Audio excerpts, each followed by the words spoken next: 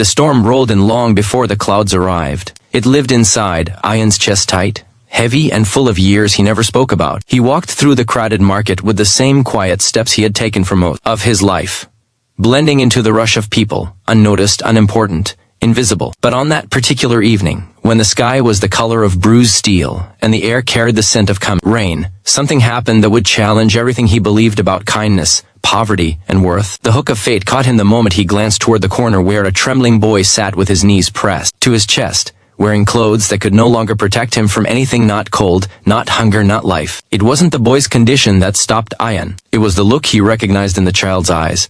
A silent surrender, the kind Ian once carried in his own. And just like that, the storm inside him collided with the storm outside, setting the first spark of a story he never expected to live. If you believe in kindness, compassion, and second chances, don't forget to like, comment, share, and subscribe. Your support helps stories like this reach more hearts.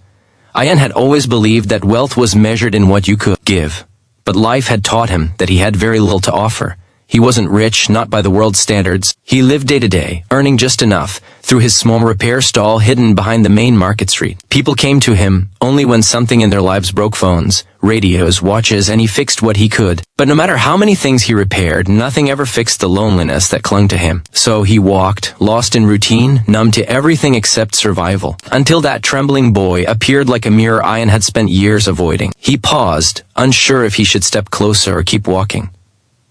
Logic warned him not to involve himself. Compassion whispered otherwise. The boy looked no older than 10. His hair was messy and dried with dust at the ends, his face streaked with the marks of dried tears. Beside him sat a broken plastic bag containing 2 pieces of stale flatbread and nothing else. His thin hands struggled to hide the cold, and the wind played cruel games with his hair. Ian remembered being that age, wandering alone after losing everything in an accident that forever shaped his soul. That memory still hurt like it had teeth. He could have kept walking, most people did, but something heavy yet gentle nudged him forward.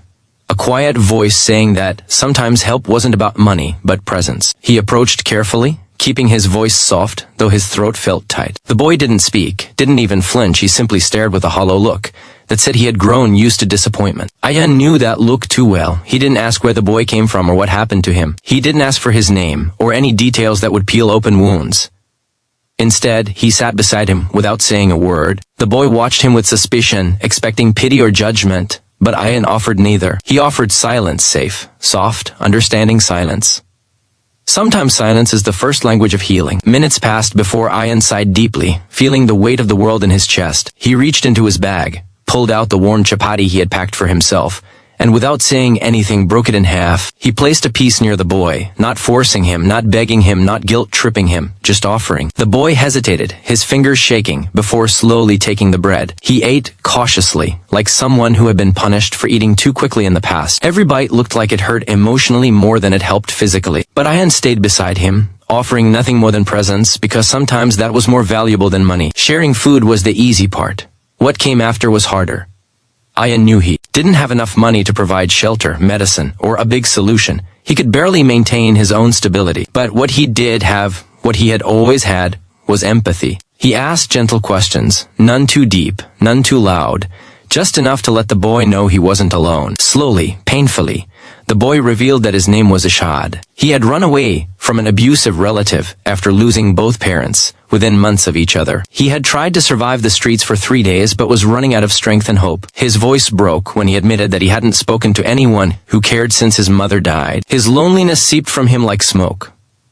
Ian didn't try to fix everything in a dramatic gesture. He knew life wasn't a movie. He couldn't offer a new home or a rescued future, but he could offer a meal every day. He could offer a safe place to sit near his stall. He could offer compassion in a world that had given the boy nothing but cruelty. And so, step by step, he let his heart guide him instead of his wallet. Because hearts don't run empty when you use them, they grow. In the following days, Ian brought an extra piece of bread with him, sometimes a small bowl of lentils, sometimes a leftover tiffin his neighbor gifted him.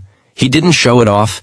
He didn't seek praise. He simply offered it the way rain offers itself to dry earth, quietly, naturally, without needing recognition. Ishad slowly began to smile again, not big, not bright, but enough to show that life hadn't completely defeated him. He spent his days near Ian's stall, watching, helping, learning how things worked. Soon he began cleaning spare parts, organizing tools, and even greeting customers with polite gestures. The market vendors noticed the change in Ian, how he seemed less alone, less weighed down, because compassion has a way of healing the giver just as much as the receiver. One afternoon, a customer with a broken phone became impatient and started yelling.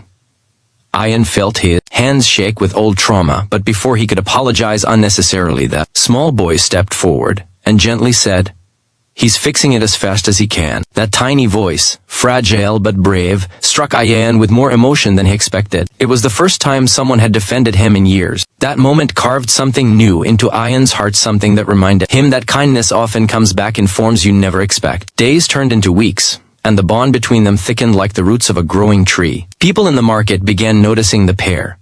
Some offered leftover clothes, others shared food. Compassion, after all, is contagious. Ian didn't ask for financial help. He only accepted what could make the boy's life a little easier. He spent evenings teaching Ishad how to assemble small parts, how to repair tiny circuits, how to handle tools with patience instead of fear. And slowly, the boy transformed from a trembling figure on a street corner to a confident helper who felt seen and valued. Ian knew he couldn't adopt him formally. He didn't have the legal means or money to take on full responsibility, but he could mentor him, protect him, guide him, and give him the emotional stability no one else had provided. And that was enough to change both their lives in ways they never imagined. Tragedy tested them one night when Ian fell ill with a high fever and couldn't open his stall. It was the first time in weeks that the boys saw him vulnerable. Instead of panicking, Ishad took the half-saved coins they had earned together, bought medicine from the nearest shop, and stayed by Ian's side, cooling his forehead with a damp cloth. The roles reversed for a moment, and compassion went full circle. When Ian opened his eyes and saw the boy caring for him with such dedication, he realized something profound. The heart he thought was broken beyond repair had healed through the very kindness he had given away. If this story touched your heart even a little, remember to like, share, comment, and subscribe. Your engagement helps us continue creating stories that inspire and heal. As the story neared its end, market vendors whispered that fate had brought them together for a reason. Weeks later, a non-profit group visited the market, searching for vulnerable children to enroll in an educational support program. Ian didn't hesitate. He stepped forward and introduced Ishad. The boy was accepted into the program, given books, meals, medical support, and a place to learn. But every evening, he returned to Ian's stall not because he needed to, but because he wanted to. Life had given him a safe harbor in the form of a man who once believed he had nothing to offer, but he had offered everything that truly mattered. Before we end, comment below. Kindness can change lives. Your words might inspire someone today. Ian continued to work, continued to live his simple life, but now his routine held meaning. He wasn't alone anymore. The storm inside him had cleared, replaced with something warmer, brighter, calmer. He had saved a boy without spending wealth he didn't have.